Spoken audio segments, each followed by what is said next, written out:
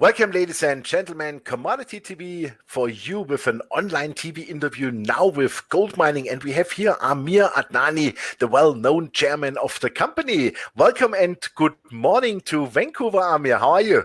I'm good, Johan. How are you doing? Good to connect with you. Perfect.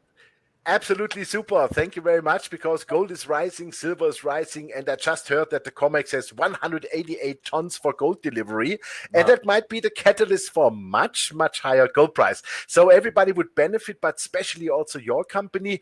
And yeah, you really had some very, very good news aside of your fantastic resource estimates. I want to start with your latest, I wouldn't say venture, but your latest great thing you did with your company, and that is the creation of the Gold Royalty Corp. What made you to do that? And I mean, you already have 25 million ounces of gold you are sitting on, and you are the largest holder in the world, I think, of a junior mining company, if I'm correct on that. And now you have also a royalty company. What's the benefit of that? What's going on there? This is strictly for the benefit of GoldMining shareholders, because we have been acquiring and building our business, as you know, for close to a decade. For close to a decade, we've been acquiring resource stage gold projects, and that's the reason why we're in the position today where we can actually create this new and distinct layer of value for gold mining shareholders by creating Gold Royalty Corp. And this is at a time, Johan, where gold-focused royalty and streaming companies are trading at significantly higher premium valuations on net asset value and other multiples in the market than the gold producers and juniors. And so this is really looking at the fact that the market is placing at significantly higher value on royalties, looking at the fact that we acquired our project at a point in the market where the gold price was much lower, and many of our projects didn't have any royalties on them. And so there's room to create this other layer of value, and to be able to completely share that with gold mining investors today. Gold Royalty Corp is a wholly owned entity of gold mining. But it's non-dilutive. We didn't have to write a big check or issue stock to be able to create this. And what did we create?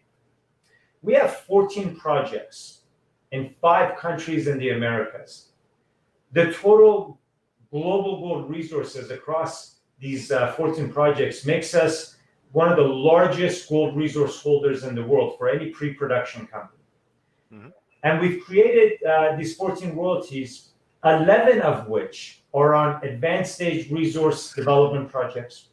Some will be 2% net smelter return, that's NSR royalty. Some will be 1%, and some will be 0.5%. So it creates a nice suite of royalties, and some of it involves buyback rights, where we can buy back existing royalties on our projects at our election at any time in the future. Those rights get transferred over as well. The result is that when you look at what royalty investors care for, they care for diversification, large exposure, and exposure to upside. The total land that we have royalties covering is close to 1,300 square kilometers. Okay, so we get exposure to a lot of exploration upside, strong resource portfolio of gold only. We're not distracted with other commodities or minerals. It's a pure play focus on gold.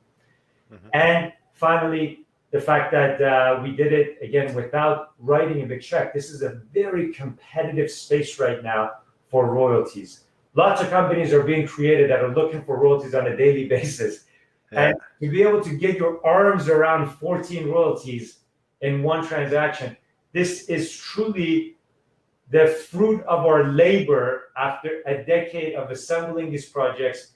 And finally, you can harvest and you can capture some of this value in the form of Gold Royalty Corp. Fantastic. So that means, I think also with royalty companies, investors look for a future stable revenue stream, of course. And what makes now GRC so really unique to the others in comparison? Well, again, I think it's a question of value as well, and what you have to pay for each stage of development. So to your point, if you have a royalty or royalty companies that are generating cash flow, or projects that are in production, hence the royalties generating cash flow, those, Johan, are trading at very high multiples in the market. Typically anywhere from 1.7 to 3 times net asset value, and as much as potentially 40 times cash flow on the multiple. What that means is that if you're a pre-production project and the royalty is on a pre-production project, the valuation may not be as high in terms of multiple, but it can still be fairly close to its full net present value. You look at, for example, at an investment that Wheaton Precious Metals made recently in a stream in Colombia, about 12 kilometers south of where our Yaramaluto acquisition was done recently. And that investment of about $138 million cash valued that pre-production project at 0.8 of its NPV, or 80% of its NPV. And so you can see pre-production projects are also coming up the value curve now. And so for us today, it's about capturing the value of our pre-production royalty portfolio. But our pre-production royalty portfolio is also going to advance. And that's very important here, because remember, this does not change our business strategy with GoldMining. GoldMining's focus is our two-pronged approach, which is make acquisition of resource stage projects, and second, de-risk these projects and advance them through development. We're going to continue doing that. This platform with GRC, or Gold Royalty, is simply a complementary platform to our main business. As our business grows, our asset base grows, and these projects are de-risked, the value of these royalties increases as well. Yeah. And also, do I understand that right? As you know, I'm a shareholder in GoldMining too. Do I understand that right? Let's for example, say you are selling one of your projects, but now you still have the royalty on it. So that means you still benefit from a future production, and you will get, of course, the price for the sale, for example. So you get cash, but you still have the royalty in, right? Absolutely. I mean, this is, again, what gives the business and investors the continuity moving forward, in the sense that if you're in love with the asset base, you love the projects that we own, but as the market continues to really get stronger for gold price and gold equities, we may end up selling some of our assets in GoldMining. And if that happens and we start to divest, we've captured the long-term value through these royalties that we retain. And again, it's such a straightforward structure for GoldMining shareholders to understand, because again, Gold Royalty is a wholly owned entity of GoldMining. That's what's so, I think, clear about it. We're passing the value very clearly, directly to a GoldMining shareholder. And you know, to some extent, Johan, because the royalty space is so exciting right now, it's difficult to get involved at the ground level or the ground floor of a new royalty company. But what we've done here is we've created that ground floor opportunity by allowing shareholders of GoldMining to get exposure to what we're doing with Gold Royalty at the ground floor. It really becomes free optionality. Why do I say free? Because look, our resource base today, if you think about it, we've spent over $80 million acquiring the total resource base that we have, right? We're talking over 11 million ounces of measured and indicated, over 13 million ounces of inferred, approaching the 25 million total resources that you talked about. So we've paid just under $4 an ounce for gold resource in the ground to be where we are. Of course, we paid for that when gold was at less than $1,300 an ounce. But today we're trading, you could argue, around $10, $11 an ounce. So it's higher than what we paid for. But of course, the gold price is approaching $1,800. And of course, $11 an ounce in the ground is crazy cheap. Still cheap. Where the market is going to go for resources in the ground in a gold environment, where if you think it's Bank of America that says $3,000 an ounce, pick your number. I don't think 2,440 is mine. Gold we're not going to get any cheaper. Okay. Yeah, that's right. So in my mind, the main business of the resources we own 100% is significantly undervalued, even at today's share price. And we've seen a positive response to our stock since announcing the creation of Gold Royalty. But because the main business is still undervalued, that to me means that Gold Royalty is almost like free option and an exciting new royalty business that's starting life with 14 royalties coming out of the gate, and is complementary to our main business. As our main business grows and advances, you capture that immediate value in the royalties that you've created. And there's a great continuity and longevity in the future. Yeah, no, that's fantastic. I really see the value here. Can we shortly talk also about Almaden and also Yarumalito, because you had some weeks ago here a really fantastic announcement. And let's start with Almaden, because it was, I think, on the 3rd of June, where you said that you have a resource estimate. And I think the buy of Almaden was a real bargain, right? It's a perfect example of what we've been doing for 10 years, right? We paid over $1 million for the asset in Idaho, a very mining-friendly state. Historic drilling. We got a pit-constrained resource, so a nice-type resource where majority of the resources in the indicated category. The resource came in at over 1 million ounces.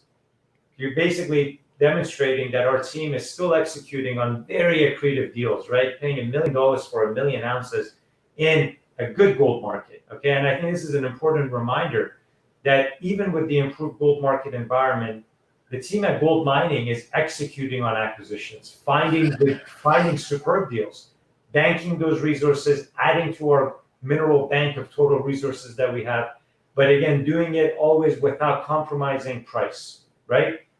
Price, as the old saying goes, right? It's price is what you pay, value is what you receive. We want to receive more value than the price. Absolutely. Is this one of the reasons why the latest analyst reports are really bullish? I mean, I remember, I think it was Heiko Ehle from HC Wainwright who gave you a $6.50 target. And also, I think Haywood was $5.50, and the most conservative was, I think it was Canaccord at $4.50. And but still, today you are $2.25. This is easy 100 to 200% higher than the price of today. Just one correction, not Canaccord, Roth, but you are always Roth. Sorry, Roth was it. Yes, you're always extremely sharp with all information. That might be the first time I've heard you actually get one thing slightly incorrect. But no, listen. I think to your point though, the key here is we're seeing growing market sponsorship for gold mining. We're seeing increased analyst coverage with the Haywood analyst they're calling Healy, who recently picked up coverage of the company. You're seeing increased volume and liquidity in gold mining. I think we really potentially look for index inclusion as the company continues to grow in volume and market liquidity, and those metrics are so important these days to establish a bigger base from a capital markets point of view. So it all goes hand in hand, right? Increased analyst coverage translates to greater market awareness. We really would like to see the company achieve a more senior listing in the US market. Of course, in Canada, we have the big board listing on the Toronto Stock Exchange. We'd like to see the company graduate in the US from OTCQX to a US listing. We're not that far away from being able to meet. What is it, a NYSE or Amex, or what major market is that? US. If just as example, if we look to graduate to NYSE American, we meet all the minimum listing requirements, except for one of the key listing requirements is a $2 share price. And in US dollars, I think we're $1.60 or so right now. So we're not that far away from it. So there really is an opportunity for the company also to continue to achieve greater thresholds of better listings, more senior listings, greater market visibility. So all these things are, I think, very important, and they all go hand in hand. But they're available to us because the foundation of a very substantial resource base is there. That's the key. Again, and it's amazing. People say last week someone said to me, "Oh, did you see Goldman Sachs raised their forecast for the gold price to $2,000 an ounce. And I remember so clearly, I was in Hong Kong in 2015 when Goldman Sachs took their gold target price to $1,000 an ounce. And Johan, when Goldman was saying gold is going to $1,000 an ounce, we were making acquisitions. We bought the Whistler project in Alaska when Goldman said gold's going to 1,000. That's the idea of buying when there's blood on the street. It's nice to see Goldman now talking about 2,000 an ounce, whatever. But the point is, you had to be putting your business together. In the last decade, when Goldman thought gold was what do they call it? A barbaric relic, or names they had for gold. Now Goldman is saying that gold is the haven of last resort. Yeah, absolutely. The Fed can't print gold, but they can print money. Okay, all that aside, I think that positive market coverage and commentary and analysts, of course, all this thing. This is a function of the company having been at it for a decade, building the portfolio, building the asset, building the resources. The fact that we can announce the creation of a gold royalty corp. This is if it was easy, everyone would be doing it. Right? Someone said to me, "How come everyone else isn't doing it?" Like, well, not everyone else has 14 projects in 5 countries with as many gold resources in the ground as we do at our size and our value. Exactly. This is, you got to check a lot of boxes to be able to talk about the announcements that we've had. Okay, super. Last question on Yarumalito. So there was also you filed a technical report and you brought out also a fantastic resource. Can you comment a bit on the project, please? It's third acquisition in Colombia, right? And Colombia is an area that we've had our eyes on and have been making acquisitions now since 2016 with our Titiribi project, our La Mina project, and now with Yarumalito. We are right in the heart of this mid-Cocoa Belt in central Colombia, where you've seen about 100 million ounces of gold resources discovered over the last decade. You've seen a flurry of activity with major companies getting interested there. You had, for example, Continental, which was a company that Newmont had taken a stake in, and then Zijin Mining of China acquired for 1.4 billion cash. That deal closed earlier this year. You currently have companies like B2 Gold. You saw Wheaton Precious make that $138 million streaming investment just last week in a project, as I mentioned earlier, which is actually 12-kilometer straight line down from Yarumalito that you're talking about. And so this is an area that, even in the words of companies like Agnico have said, this is like Peru 20 years ago. I mean, Colombia is viewed as a very stable jurisdiction to be in now. It is really, it's a great jurisdiction. Mining companies are endorsing it with significant investments being made. And we have 3 projects there that give us significant resources, some copper co-product. Our Titiribi and La Mina project did not have any royalties on them. So in fact, in our gold royalty, 2 of our 2% net smelter return royalties were created on Titiribi and La Mina, which are just north of Yarumalito. So I think we're a very bona fide player in the mid-Cocoa Belt of Colombia. I believe we are the largest resource holder in this mineral belt of junior companies. Of any junior company, we control more resources, gold resources in the ground than any other company. So I think we've really established ourselves here as a player, Johan. I think we'll hopefully have, it'll give us a good foundation to find opportunities for growth. And Yarumalito, again, is the latest acquisition in this area where we've established ourselves now. Would that mean that you could imagine that you say, okay, you know what, if let's say a large company comes to you seeking for ounces, that you would say, hey, this is a nice 3-way package of mining properties. So would you say, okay, why not for the right price? We would sell that because we still have the NSR. Let's grab the money for the right price and we are fine. It certainly gives you those options, right? Again, remember at GoldMining, we've always talked about it. It's about having flexibility when it comes to divestiture or realizing value for these projects. We again acquired the projects at the right time. And now we're in a position where we want to harvest. We want to get maximum value. And so, yeah, there could be an opportunity where, because we're in 5 different countries, there's very strong likelihood that we might have different buyers or interested parties in one jurisdiction and not the other jurisdictions. That's perfectly fine.